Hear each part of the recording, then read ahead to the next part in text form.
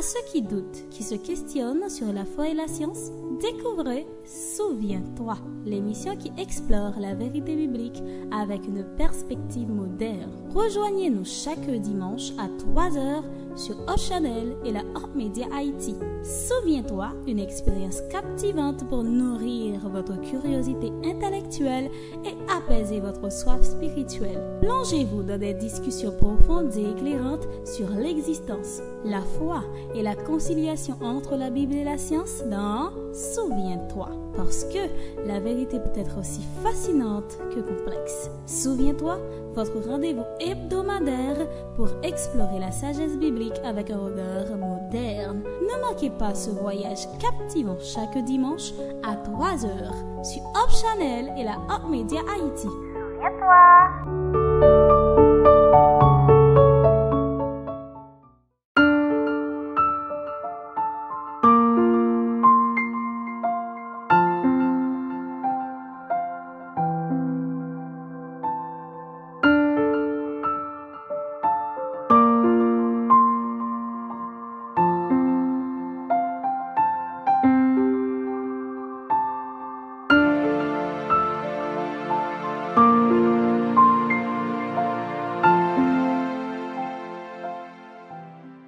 Internautes, téléspectateurs, et bonjour et bonsoir, dépendamment de l'heure où vous nous suivez. Nous sommes très heureux de vous retrouver pour le partage de la parole de Dieu à travers notre émission Souviens-toi. Et aujourd'hui, nous allons analyser ensemble un point important dans cette émission, donc le plan de la rédemption. Nous allons essayer de parcourir l'histoire de la rédemption à travers la Bible. Comme vous le savez déjà, c'est avec notre ami et frère Franck Segui, à qui nous disons bonjour. Bonjour Mackinson et bonjour à nos internautes. Donc, comme toujours, nous sommes heureux d'entrer chez vous et de vous apporter notre émission habituelle Souviens-toi. Donc, et nous sommes très heureux de te retrouver, Franck. Nous allons parler de l'histoire de la rédemption. Oui, l'histoire de la rédemption, c'est une histoire, je dirais, étonnante. Mais c'est une histoire extraordinaire à apprendre et à raconter. Et aujourd'hui, dans l'entrée de cette histoire, nous pouvons dire que nous initions un long parcours qui va réellement nous amener à découvrir des choses extraordinaires. OK. Et alors, une remarque importante à faire, tandis que nous sommes en train de réfléchir sur ce sujet. Dans les émissions précédentes, donc nous avons analysé beaucoup de choses. Donc vous avez apporté à travers la Bible beaucoup de lumière, beaucoup d'explications sur un ensemble de points qui paraissaient un peu obscurs. Et la remarque, c'est que donc c'est comme si nous constatons que l'homme est tombé dans un autre monde. Donc l'homme a connu une déception totale, et c'est le désespoir, c'est l'illusion, donc c'est le chaos, la misère. Adam et Ève se trouvent au fait dans le jardin d'Éden.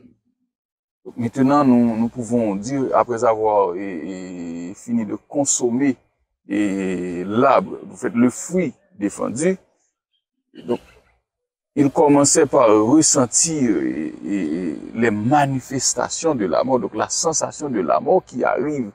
Et par exemple, en constatant que les feuilles des arbres commencent par flétrir, par tomber, par mourir, tout ça. Donc, c'est la misère, c'est du désespoir. Comment voyez-vous cela? Écoutez, dans nos émissions, nous avons dit quelque chose. Nous avons dit que il s'est produit dans l'histoire de l'humanité un événement qui n'a pas pris Dieu au dépourvu, mais qui n'était pas prévu. Et que nous avons essayé d'expliquer. Nous avons essayé d'expliquer le péché, son origine, et comment est-ce qu'il est entré, comment le péché a fait irruption dans l'histoire de l'humanité. Donc, nous avons fait remarquer que le péché ne fait pas partie du plan, le péché n'était pas prévu dans le plan, mais il n'a pas pris Dieu au dépourvu. Justement, le sujet que tu as annoncé aujourd'hui, nous avons la possibilité de montrer que Dieu, en même temps, a élaboré deux plans. Nous avons, jusqu'à présent, beaucoup insisté sur le plan de la création. Comment Dieu a créé l'homme. Et nous avons même fait appel à la science pour montrer que les données scientifiques dont nous disposons actuellement montrent réellement que l'homme est le résultat d'une planification. Je dis l'homme, mais en réalité, la vie elle-même est planifiée. Ok? Nous avons déjà montré ça dans nos émissions. Mais aujourd'hui, tu nous permets d'entrer dans l'autre plan qui a été conçu en même temps, pas l'un après l'autre, mais en même temps que le plan de la création. Sauf que ce plan-là ne peut pas être révélé par ce que nous observons dans la nature. Voilà pourquoi nous sommes obligés de nous confiner à la Bible, à la parole de Dieu pour comprendre ce plan. Nous pouvons l'appeler justement, comme tu l'as dit, le plan de la rédemption. Alors, qu'est-ce que nous pouvons comprendre? Si nous analysons, nous avons déjà commencé à analyser le texte de Genèse 3, mais nous pouvons y revenir encore aujourd'hui. Okay, Genèse chapitre 3. Qu'est-ce que nous avons dans Genèse chapitre 3? Nous avons le récit de ce qui s'est passé dans le jardin d'Éden. Et parce que Dieu, après avoir établi le couple initial qu'il a créé, l'homme et la femme, il faut insister sur ce point, Dieu a créé un couple mâle et femelle. Okay? Un homme et une femme. Dieu n'a pas d'autre plan pour l'humanité. Le plan de Dieu pour l'humanité, c'est toujours un homme et une femme. Tout ce que nous entendons, tout ce à quoi nous assistons, de différent, c'est une déviation du plan de Dieu. Le plan initial de Dieu, c'est un homme et une femme. Évidemment, nous reviendrons sur cela dans une autre émission. Ouais, mais je profite pour ouvrir cette parenthèse et la fermer tout de suite. Donc, le texte nous dit, puisque Adam et Ève ont mangé de l'arbre, Ève d'abord, ensuite Adam, eh bien, qu'est-ce qui s'est passé? Leurs yeux se sont ouverts pour constater qu'ils étaient nus. Et à ce moment-là, le verset 8, je suis en Genèse 3, le verset 8 nous dit que alors ils entendirent la voix de l'Éternel Dieu qui parcourait le jardin vers le soir, et l'homme et sa femme se cachèrent loin de la face de l'Éternel Dieu au milieu des arbres du jardin. Voilà. Donc, qu'est-ce que ce texte nous dit? Ce texte nous dit que, eh bien, dès que l'homme a péché, l'homme n'a pas pu supporter la présence de Dieu. C'est ce que j'appellerais la déception, donc la situation de déception. Exactement. Donc l'homme a commencé à vivre une déception.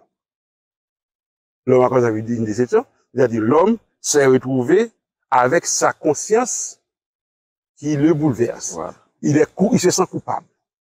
Ok?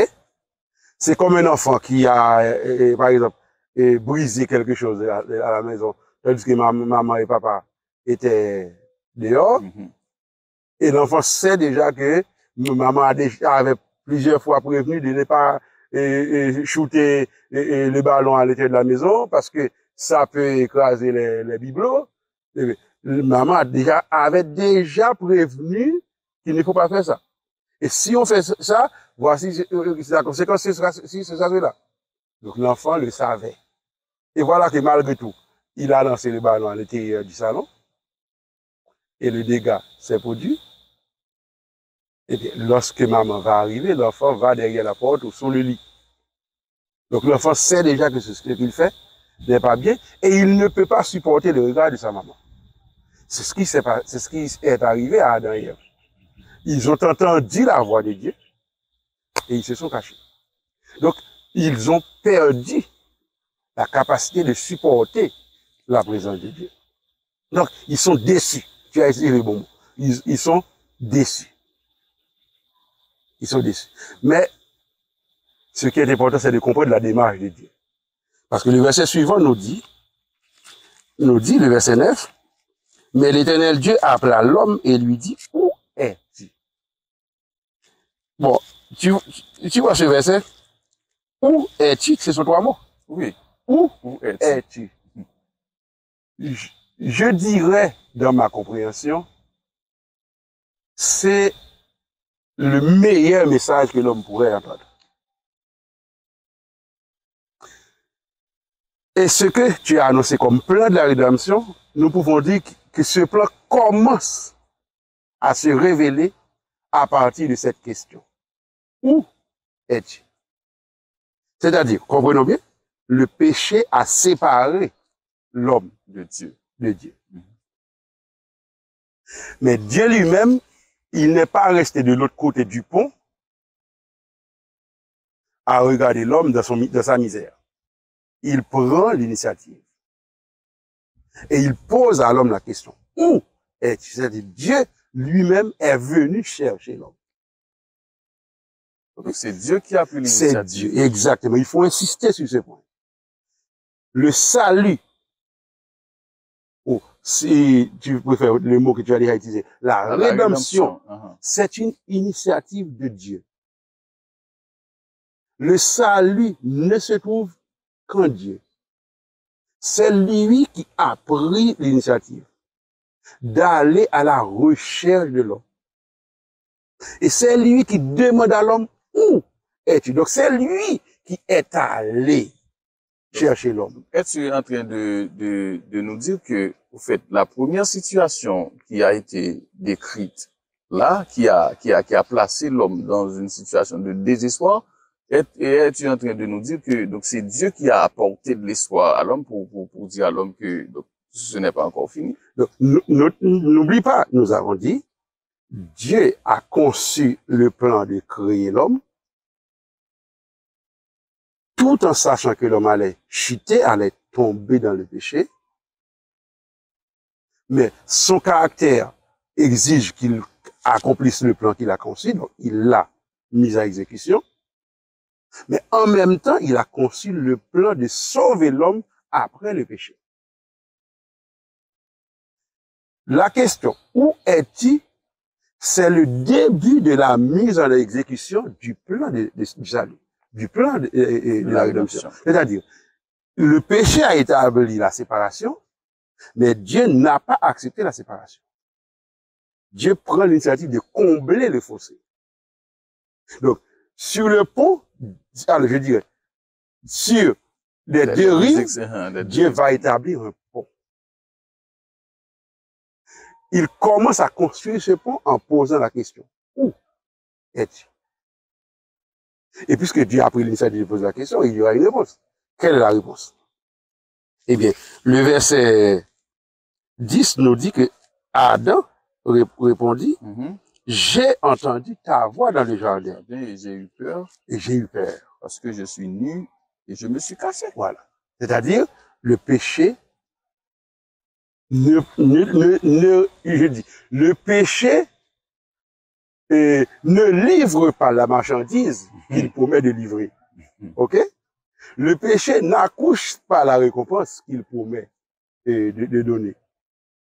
Le péché avait promis quoi?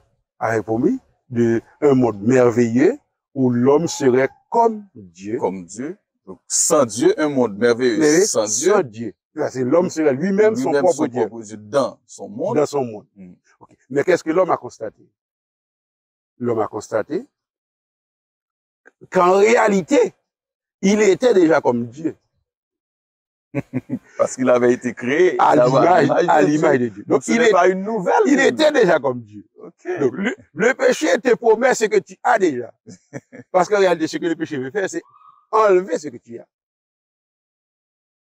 Donc, il te promet ce que tu as déjà, parce que tu n'es pas nécessairement, tu ne comprends pas que tu l'as déjà. Il te le promet. En réalité, ce qu'il fait, c'était l'enlever.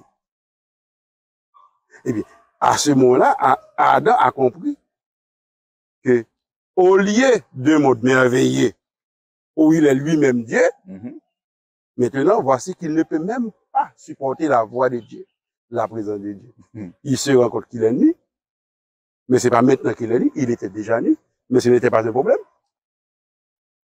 Mais maintenant, il se rend compte qu'il est nu, il est obligé d'aller se cacher. Pris la fuite. Il a pris la fuite. Donc, le péché le met dans son état de laideur. OK? Maintenant, il devient laid.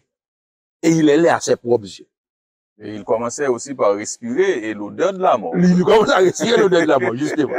OK? Eh bien, le dialogue va se poursuivre. Le dialogue va se poursuivre. Dieu va répondre là, et vous dire, qui t'a appris que tu es nu? Voilà. Je suis au verset 11. As-tu mangé de l'arbre dont je t'avais défendu de manger? Et le reste de l'histoire, nos internautes connaissent le reste par cœur. Et Adam va répondre, oui, c'est parce que la femme que tu as mise auprès de moi. Nous avons déjà analysé ces interrogations dans une perspective de jugement. De jugement, mais en fait, est-ce le même sens et dans le cadre du plan de la rédemption? En réalité, nous pouvons analyser ce dialogue pour comprendre, d'abord, pour comprendre un élément fondamental. C'est que au milieu de la déception de l'homme, Dieu lui-même, il plante l'espoir. OK? Parce que, après la séparation, Dieu pouvait se croiser les bras et regarder. Ce n'est pas ce qu'il a fait. Il a pris l'initiative d'aller chercher l'homme. Lorsque Dieu pose des questions à l'homme, les questions, la manière dont les questions sont formulées nous montre que ce ne sont pas des questions où Dieu demande des informations. C'est ce qu'on appelle des questions rhétoriques. C'est ce qu'on peut appeler des questions rhétoriques. C'est-à-dire, ce sont des questions dont les réponses sont évidentes. En réalité, ce ne sont pas des questions. Ce sont plutôt des affirmations, mais sous forme interrogative. OK? C'est-à-dire, qui t'a dit que tu es nu? As-tu mangé de l'arbre? C'est-à-dire, Dieu sait qu'il a mangé de l'arbre. Mais Dieu veut lui donner la possibilité de se rendre compte que lui-même il a désobéi et que c'est volontairement qu'il a désobéi parce qu'il a été averti qu'il ne devait pas désobéir. Et que c'est sa désobéissance qui accouche de résultats aussi catastrophiques. Donc, les questions de Dieu lui donnent toutes ces possibilités. Mais en réalité, les questions de Dieu vont un peu plus loin. Les questions de Dieu sont un moyen pour Dieu de dire à l'homme, mais il y a de l'espoir. Malgré ça, me voici tout près de toi, disposé à résoudre les problèmes. C'est ça que Dieu a voulu signaler à l'homme. Donc, il faut insister sur l'élément espoir. Mais je voudrais insister sur un autre élément. Parce que dans la dernière émission, lorsque nous avons parlé du sens de la vie, nous avons signalé que dans l'histoire de l'humanité, les hommes ont recherché le sens de la vie dans 3 directions. Et nous avons insisté sur la conception cyclique, sur la conception existentialiste et sur la conception biblique, judéo-chrétienne.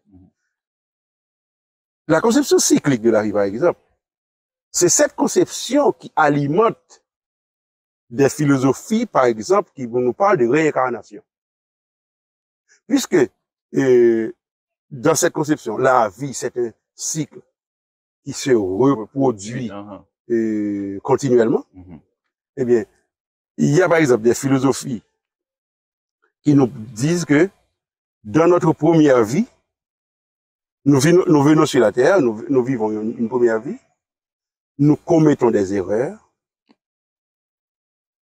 ensuite nous mourons et nous avons la possibilité de réincarner, donc de revenir vivre sur la terre, mais sous la forme d'une autre personne. OK? Et cette deuxième vie maintenant nous donne la possibilité de corriger les erreurs de la première vie. Et il y a par exemple une philosophie qui nous dit, après 5 réincarnations, tu as atteint la perfection, maintenant tu es prêt à intégrer le paradis, le monde des dieux. En fait, historiquement, y a-t-il quelqu'un qui a déjà atteint bon, évidemment, personne. Parce que c'est comme c'est pas la vérité, donc personne ne peut atteindre ça. Voilà. Donc, je comprends bien. Donc, cette conception, c'est quoi? C'est une conception qui pense que, eh bien, la vie, c'est quelque chose que l'homme lui-même peut se procurer à force de réincarnation, Le récit que nous sommes en train de lire nous dit que c'est Dieu qui donne la vie. La vie, c'est une grâce de Dieu. C'est une grâce de Dieu.